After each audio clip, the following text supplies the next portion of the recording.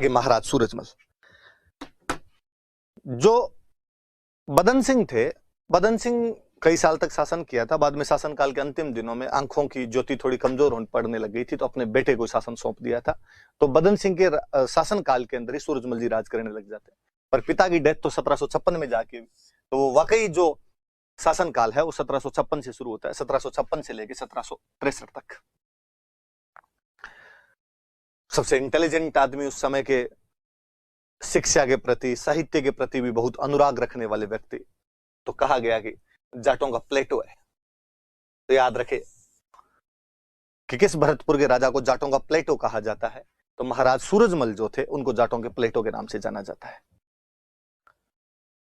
अपने इंडिया वालों ने एक बड़े जोरदार काम किया कि लोगों के नाम चेंज करने में अपने को बड़ा मजा आया कि यूनान वास्तव में उस देश का नाम है ग्रीस, पर हमने उसका नाम भी यूनान कर लिया। और उस ग्रीस में 3 बड़े विद्वान हुए, सोक्रेटिस, प्लेटो, एरिस्टोटल। हमने उस सोक्रेटिस का नाम बदलकर कर दिया सुकरात, प्लेटो का नाम बदलकर कर दिया अफलातून, एरिस्टोटल का नाम बदलकर कर दिया अरस्तु। इवन एरिस्टोटल का चेला बाद में हुआ था अलेक्जेंडर, और अलेक्जेंडर का नाम बदलकर हमने कर दिया सिकंदर। मतलब अलेक्जेंडर को खुद को भी नहीं पता बेचारे को कि उसका नाम सिकंदर है, पर हम कहते हैं सिकंदर ने आक्रमण किया था। कौन सिकंदर? सिकंदर नाम का कोई आदमी नहीं था, उस बंदे का नाम अलेक्जेंडर था, पर अपने ऐसे बोलने में यूं मजे आते। ईरान के एक राजा था डेरियस, डेरियस ने हम पर आक्रमण किया। डेरियस का नाम तो बड़ा जोरदार निकाला हमने, दारा सिंह, दारा सिंह नाम निकाल दिया हमने। तो वो क्वीन मूवी देखना, कंगना रनावत की एक मूवी है क्वीन।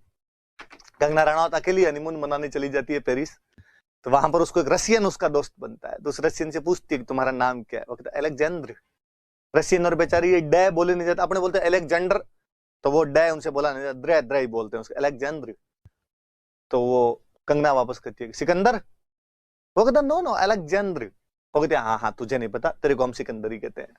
तो वो बात है जी। तो अपने वाला नाम बिगाड़ने में थे ही। तो वैसे तो जाटों का प्लेटो है, पर प्लेटो को अपने अफलातून बोल देते हैं, तो जाटों का प्लेटो कहिए या जाटों का अफलातून कहिए। वाकई बहादुर आदमी थे उस समय, केवल बहादुर ही नहीं थे बल्कि उतने ही बड़े शिक्षा के प्रति, साहित्य के प्रति अनुराग रखने वाले थे, विद्वान व्यक्ति थे। इसलिए जाटों का प्लेटो कहिए, जाटों का अफलातून कहिए।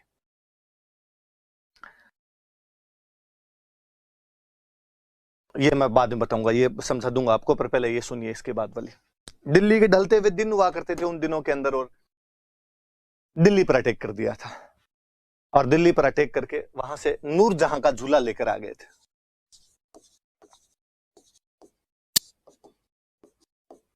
झूला समझते हो? हिंडो, हिंडो। किसी टाइम में नूरजहां वहां बैठ के उस पर झूला करती थी। सूरजमल जी का उतारो इसको, इस पे भाई साहब अपने झूलेंगे। और डीग में इन्होंने जल महल बनवा रखे थे, तो उन डीग वाले जल महलों के अंदर ये नूरजहां का झूला लगवाया था। ये डीग वाले जल महल है। डीग को अपने जल महलों की नगरी कहा जाता है, सिटी ऑफ ब्लैक पैलेसेस। और इन डीग के जल महलों में सूरजमल जी ने नूरजहां का झूला लगवाया था, जिसके लिए कहा जाता है कि वो जो झूला है वो दिल्ली से उतार कर लाया गया था। तो याद रखना भाई कि दिल्ली पर अटैक किया था, वहां से नूरजहां का झूला उतार कर ले आए थे। 1761 में मराठों के और अहमद शाह अब्दाली के बीच में,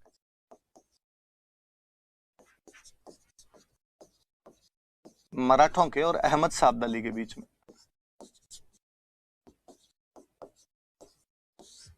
पानीपत का तीसरा युद्ध हुआ, third battle of Panipat. Surajmal ji को जब पता चला कि मराठों के और अहमद शाह अब्दाली के बीच में युद्ध हो रहा है, तो सूरजमल जी गए मराठों के पास। जाते टाइम जब वो यहां से गुजर रहे थे, तो उनको कहा कि यार मैं भी आपकी सहायता कर सकता हूं। पर मराठों के क्या है कि मराठे मुगलों के ढलते हुए दिनों में इतने ज्यादा पावरफुल हो गए थे कि जहां मर्जी आती वहां लूटपाट कर लिया करते थे। एवं दिल्ली को तो मराठे कुछ समझते ही नहीं थे। किसी युद्ध से थोड़े दिन पहले मराठों ने दिल्ली पर कब्जा किया था, और दिल्ली का जो दीवाने खास था लाल किले का, उसके जितनी भी सोने चांदी थी, उसकी दीवारों पे चांदी लगी हुई थी, वो सब उतार के और उसके सिक्के डलवा दिए थे। तो मराठों के सामने तो दिल्ली की औकात ही एकदम यूं भौंतरी हो रखी थी। तो मराठों को लगता था यार हमसे तो कोई लड़ ही नहीं पाएगा, और वाकई हालत भी ये थी, मराठों से कोई लड़ भी नहीं पाता था। मराठे जहां जाते अगला हाथाजोड़ी करके रुपए देके वापस भेजा करता था इनको। तो मराठों को इतना घमंड था कि मराठे अपनी फौज में फौजी रखते कम, लुगाई टाबर रखते ज्यादा। औरतें, बच्चे, कि भाई कहीं जाके घेरा डालना है अपने को, तो महीने भर पड़ा रहना है वहां पे, और महीने भर जब वहां पे पड़े रहेंगे तो अगला राजा अपने आप पैसे निकाल के दे देगा। अब इतने दिन आराम से लुगाई टाबरों को साथ लेके चलो, लुगाई टाबरी नहीं, मालिश करने वाले, डांस करने वाले, ढोलक पट्टी बजाने वाले, पूरा इंतजाम करके चलते थे भाई साहब। सूरजमल जी ने समझा, इंटेलिजेंट बंदे थे। अरे का मूर्खों, इन लुगाई टाबरों को यहीं भरतपुर छोड़ दो, कोई बात नहीं, महाराष्ट्र नहीं छोड़ के आए तो आप लोग, इनको तो यहीं छोड़ दिया जाए और आप चलो, सेना हल्की कर लो, केवल सैनिक सैनिक लेके चलो, मैं और साथ चलने के लिए तैयार। पर मराठों का सेनापति हुआ करता था सदाशिवराव भाऊ। भाऊ बड़ा घमंडी आदमी था। भाऊ ने कहा अच्छा, अब आप लोग बताओगे हमें कैसे लड़ना चाहिए और कैसे नहीं लड़ना चाहिए, और हमें किसी की सहायता की आवश्यकता ही नहीं। तो सूरजमल जी ने ठीक है, तो रवाना हो यहां से, जब तेरे को सहायता ही नहीं चाहिए तो भाऊ यहां से अकेला गया। उस पानीपत के तीसरे युद्ध के अंदर अब्दाली मराठों को बहुत ढंग से हरा देता है। पानीपत वाली मूवी बॉलीवुड वालों ने बनाई और उसके अंदर उन्होंने कुछ भी दिखाया हो। अब सिस्टम यह है कि बॉम्बे में बैठ के आपको मूवी बनानी है, और बॉम्बे में बैठ के आप मराठों को गालियां नहीं निकाल सकते। ये मैंने कभी और पहले भी बताया होगा, मैं आज बताऊंगा आपको कि आप किसी भी महाराष्ट्रियन को कभी मराठों के या शिवाजी के बारे में तू तड़ाके से बोल के दिखा दो, लोग शाम तक मार मार के मुंह बालाजी कर देते हैं। महाराज छत्रपति शिवाजी बोला जाए, कौन बनेगा करोड़पति में अमिताभ बच्चन ने 4 ऑप्शन में शिवाजी ऑप्शन दे दिया था। इस बात पे माफी मंगवा दी थी उन्होंने पूरे चैनल को। आप पंजाब के किसी व्यक्ति के सामने महाराज रणजीत सिंह के बारे में ऊंचा नीचा बोल के दिखाओ थोड़ा, लोग गला पकड़ने के लिए तैयार हो जाएंगे। ये अपने वाले ही हैं जिनको अपने इतिहास, अपनी भाषा, अपनी संस्कृति से भगवान जाने क्यों लगाव नहीं होता। अपने यहीं पे लोग होंगे जो अपने राजा महाराजाओं की आलोचना करते हुए मिल जाएंगे। हाँ, जहां आलोचना है वहां आलोचना कीजिए, हालांकि वो लोग तो वहां पर भी आलोचना नहीं करते होंगे। आलोचना किस बात की? आपकी मान डाकण गुण गए। अपने यहाँ कोई महाराणा प्रताप के बारे में, पृथ्वीराज चौहान के बारे में, सवाई जय सिंह के बारे में, सूरजमल जी के बारे में, किसी के बारे में कोई ना कोई आदमी कुछ नहीं करता मिल ही जाएगा। ये नहीं किया, वो किया। मराठा ऐसे नहीं करते, तो बॉलीवुड वालों की हिम्मत भी नहीं होती कि बॉम्बे में बैठ के मराठों के खिलाफ कुछ बताओ। अब चूंकि मूवी बनाई तो किसी ना किसी को तो विलन बनाना पड़े, तो राजस्थान वाले को बना दो। अपने पे एक्सपेरिमेंट कर करके देखे हुए उनके कि इनको बना दो, ज्यादा से ज्यादा को हो हल्ला मचेगा, हो हल्ला मचेगा तो मूवी और हिट हो जाएगी। ये तो है नहीं कि अगली बार ये करेंगे नहीं।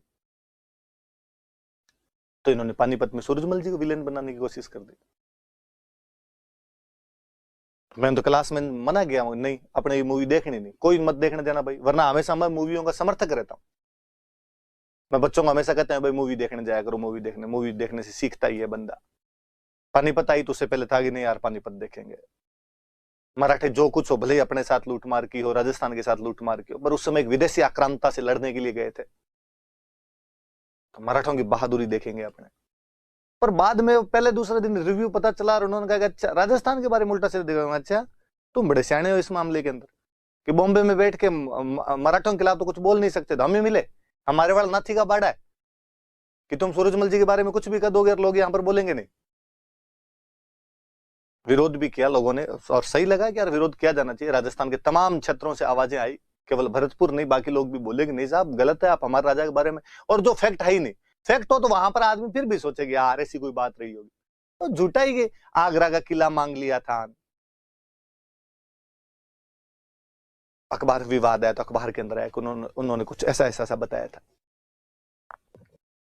तो मत देखा कीजिए, आपने जब इन फिल्मों का बॉयकॉट करना शुरू करेंगे तब इनकी बुद्धि आएगी और वास्तव में तब ये थोड़ा ढंग से दिखाना शुरू करेंगे। और वैसे मैं हमेशा कहता हूं कि बॉलीवुड वाले हिस्ट्री पर फिल्म बनाना जानते नहीं, कचरा करना होता है इनको हिस्ट्री का। इनको केवल नाच गाने दिखाने आते हैं, जो हिस्ट्री की मूवी में भी नाच गाने दिखा देते हैं। बाजीराव जैसे योद्धा से इन्होंने ढोल पिटवा लिए, तो बाकी लोगों का तो किया ही क्या जा सकता है। तो बाजीराव यार क्या राजा रहा था। उस मूवी में बापड़े को, बाजीराव को यूं दिखाया खिलौने जैसा कोई। मुझे लगता है मेरे पास जब खूब सारे पैसे आ जाएंगे तो मैं बाजीराव की बहुत अच्छी मूवी बनाऊंगा, जिसमें बाजीराव के बारे में बताया जाए कि बाजीराव क्या चीज था। मैं इतिहास का विद्यार्थी और बाजीराव को देख देख के रोमांचित होते हैं। मुझे वीरमदेव फिरोजा पर मूवी बनानी है यार। उसमें एक्शन, रोमांस, कॉमेडी, ट्रेजेडी सब कुछ है। आप में से यदि किसी का मन हो कि मूवी में काम करना है तो फोन करके लिखवा देना, नाम लिखवा देना कि कौन सा रोल करना पसंद करोगे। अपने सब पे, महाराज सूरजमल पे, जो जो अपने राजस्थान के बहादुर योद्धा हुए हैं, प्रताप, चंद्रसेन, दुर्गादास राठौड़, भगवान कभी ना कभी अपने को पैसे देगा खूब सारे, इतने सारे पैसे कि इन सब पर मूवियां बनाई जा सके, पूरे देश को बताया जा सके कि मंगतो बहादुरी कूट कूट के भरी हुई थी। बात आगे की सुनिए आप। मराठे हार गए, भागे वहां से मराठे। लुगाई टाबरों को साथ में लिए, सैनिक तो थे नहीं बेचारे, सैनिक तो लड़ लिए, बाकी तो भागेंगे वहां से और क्या करें। सैनिक भी घायल हो गए, वो भागेगा क्या करेंगे। वापस बीच में से भरतपुर आया। उस बंदे की न केवल बहादुरी बल्कि शरणागत वत्सलता की दाद दीजिए आप, कि जिस महाराज सूरजमल को मराठे अपने साथ नहीं लेकर गए थे या उसकी सलाह नहीं मानी थी, उस व्यक्ति ने भागते हुए मराठों को न केवल भरतपुर में शरण दी थी बल्कि खूब दिनों तक उनको यहां पर रखा था, उनके खर्चे के लिए रुपए तक दिए थे। महारानी किशोरी देवी स्वयं मराठों से जाकर मिलती थी, उनके बच्चों का, महिलाओं का, सबका विशेष स्नेह से ध्यान रखा गया। एक बार फिर उस परंपरा को बताया गया कि शरणागतों की रक्षा के लिए हम हमेशा तैयार हैं। और आप सोचिए, शरणागत भी कौन? वो मराठे जो हमसे बिना सलाह लिए चले गए थे, हमसे मेल मिलाप नहीं रख रहे थे, वो तो कोई बात नहीं। किसके खिलाफ आप शरण दे रहे हो? अहमद शाह अब्दाली के खिलाफ, जो उस समय का एक बड़ा दुर्दांत योद्धा था। तो ये भी तो डर होना चाहिए कि कल को ये अपने पर अटैक ना कर दे। ये बहुत दूर की बात है। कर्तव्य यह था कि शरणागत की रक्षा की जाए। तो उन भागते हुए मराठों को, जो पानीपत के तीसरे युद्ध से भाग रहे थे, उनको यदि किसी ने शरण दी थी तो भरतपुर के महाराज सूरजमल उनको शरण देते हैं। मराठों को दिखाना तो यह था कि किस प्रकार एक राजस्थान का राजा हमारी सहायता के लिए दिल खोलकर स्वागत करता है, हमें अपने राज्य के अंदर रखता है। इवन खूब सारी फैमिलीज भरतपुर में रह गई, मराठे यहीं रह गए थे। मैं किसी एक बैच में पढ़ा रहा था और मैं जब क्लास से बताकर ये बाहर आया तो एक लड़का मेरे पीछे पीछे आया और सर एक बात बताई। हाँ, का वो आपने जो कहा था ना कि मराठे भागे थे, भरतपुर के अंदर कुछ दिन रुके थे, हाँ सर वो सही बात है। एग्जैक्टली मुझे तो पता ही है, तभी मैंने बताई थी। रुके क्या थे, उनको यहाँ खाने पीने प्रबंध सब किए थे, टाबरों के लिए टॉफियां तक अलग से आया करती थी। उस महारानी किशोरी देवी का तो हम नाम ही भूल गए, बाकी उस महिला ने खूब ध्यान रखा था मराठों का सर। कई परिवार यहीं रह गए थे उस टाइम भरतपुर में, आगे नहीं जा पाए थे। मगर ये नहीं पता मुझे, हो सकता है यार खूब दिन तक यहाँ रुके, फिर यहीं कोई काम धंधा लग जाए तो आदमी यहीं रह जाए। अच्छा ऐसा भी हुआ था क्या? तुम्हें कैसे पता? उसने कहा मेरा परिवार है, मैं मराठा हूं सर। कभी मेरे फोर फादर ने उस पानीपत के तीसरे युद्ध में भाग लिया था, रास्ते में जब यहाँ रुके थे तो उसके बाद आगे नहीं गए थे। गुड, शाबाश। उसने कहा सर हम ब्राह्मण है। एग्जैक्टली, पेशवाओं की सेना थी, पेशवा खुद ब्राह्मण थे। का फिर लोग पूछने लगे कौन से ब्राह्मण, कौन से ब्राह्मण। हम मराठी थे, इधर को इतना जानता था नहीं मराठी ब्राह्मणों को। फिर किसी ने कहा ये वो हैं जो भाग के आए थे, भाग के आए थे। तो गोत्र बन गया भगोड़, वो राजा। तो याद रहे आपके कि पानीपत के तीसरे युद्ध से भागते हुए मराठों को शरण देने वाले कोई राजा थे, तो वो कौन थे? सूरजमल जी। और मैं चाहूंगा कि आप महारानी किशोरी देवी को भी याद रखें।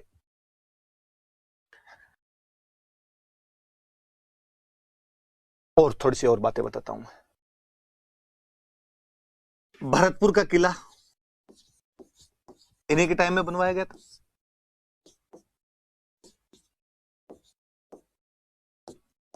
डीग के जल महल इन्हीं के टाइम में बनाए गए थे।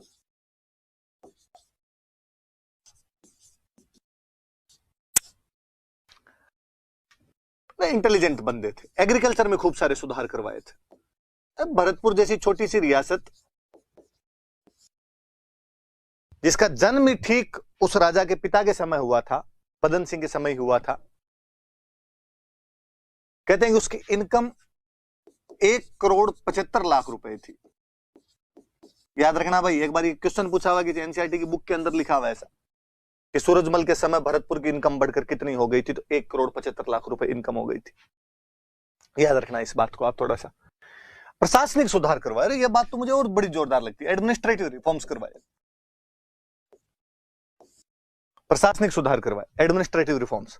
पहले क्या होता था कि अक्सर एक ये भी हुआ करता था कि जिस वंश का राज्य है उसी वंश के लोग ज्यादातर नौकरियों के अंदर हुआ करते थे। राजा अपने भाई भतीजों को नौकरियों में रखता था। महाराज सूरजमल ने इस भेदभाव को भी समाप्त किया। उन्होंने प्रत्येक जाति धर्म के लोगों को अपने प्रशासन में शामिल किया था। या मैं एग्जैक्टली इसको और बोलूं तो योग्यता के आधार पर लोगों को प्रशासन में शामिल किया, या मैं इसको इंग्लिश में बोलूं तो मेरिट बेस्ड ब्यूरोक्रेसी बनाई थी। मेरी ब्यूरोक्रेसी में वो लोग आएंगे जो मेरिटोरियस है। इसमें जाति धर्म लिंग के आधार पर किसी भी प्रकार का भेदभाव नहीं किया जा सकता है। तो याद रखना सारी बातें। कृषि में सुधार किया, भरतपुर की इनकम 1,75,00,000 तक हो गई थी। प्रशासनिक सुधार किए, योग्यता के आधार पर लोगों को लेना शुरू किया था, मेरिट बेस्ड ब्यूरोक्रेसी बनाई थी। भरतपुर में किला बनवाया था, डीग के जल महल बनवाए थे। इंटेलिजेंट होने की वजह से उनको जाटों का प्लेटो या जाटों का अफलातून कहा जाता है। ये डीग के जल महल। दिल्ली पर आक्रमण किया, वहां से नूरजहां का झूला लेकर आए थे। भागते हुए मराठों को तीसरे पानीपत युद्ध के बाद 1761 के अंदर भरतपुर में शरण दी थी। उनके एक दरबारी विद्वान थे मंगल सिंह पुरोहित, जिन्होंने एक बुक लिखी है सुजान सम्मत विलास। सूरजमल जी को सुजान कह दिया तो बुक का नाम है सुजान सम्मत विलास।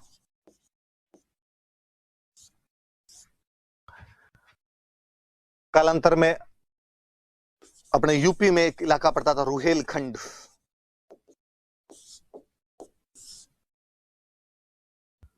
रुहेले अफगानों का राज्य था, इसलिए रुहेलखंड कहलाता है। यहां का एक अफगान नेता था नजीब खान। उस नजीब खान के साथ युद्ध में लड़ते हुए वीरगति को प्राप्त हुए थे। वो भी कहते हैं कि युद्ध से वापस लौट रहे थे, हिंडन नदी पड़ती है वहां पर, तो हिंडन नदी के पास में मराठे कहीं वो अफगान कहीं घात लगा के बैठे हुए थे। अचानक अंधेरे के अंदर उन लोगों ने अटैक कर दिया था, उसके अंदर वो मार देते। कहते हैं जब नजीब खान के पास समाचार पहुंचाया गया कि सूरजमल को मार दिया गया है, नजीब खान को विश्वास नहीं। उसने कहा ना ना ऐसा नहीं कर सकते तुम, वो रांगड़ तुमसे आज मरे निकल मरे। जब लाश लेके गए थे तब उसको विश्वास हुआ अपनी आंखों पे कि हाँ वाकई सूरजमल युद्ध के अंदर वीरगति को प्राप्त हो चुका है। लंबा चौड़ा डील डोल डाकी टाइप का आदमी था एकदम। तो ये महाराज सूरजमल के बारे में हमने पढ़ा।